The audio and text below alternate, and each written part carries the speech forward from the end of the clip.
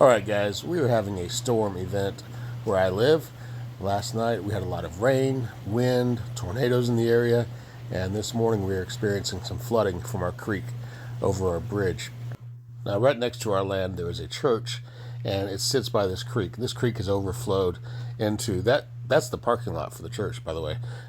So it's overflowed all the way up the parking lot. It's going into the road, and so we're going to do a drive-by and see how high this creek has overflowed the banks.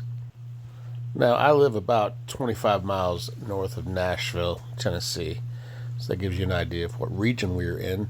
And this is the beginning of spring, so we expect some rains and a lot of rain, and this is what happens when you get too much in a short period of time.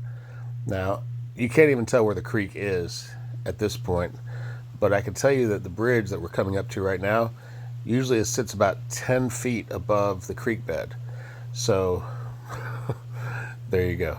And now you can see down the road, it's just washed all the way across the road into the field across the street. So I'm going to do something that I probably should not do, but I want to do it so that you can see how dangerous these situations are. And they always tell you not to drive through high water, and this is pretty high water. However, I can see where the bridge sides are, so I'm not worried about that so much, but the water's rushing pretty fast, so I wanted to get some video of what it's like to drive through high water.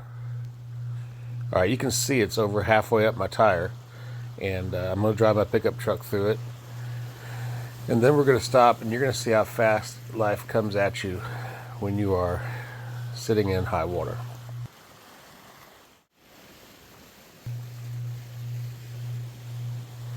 So sometimes there's logs the size of trees that are floating through that.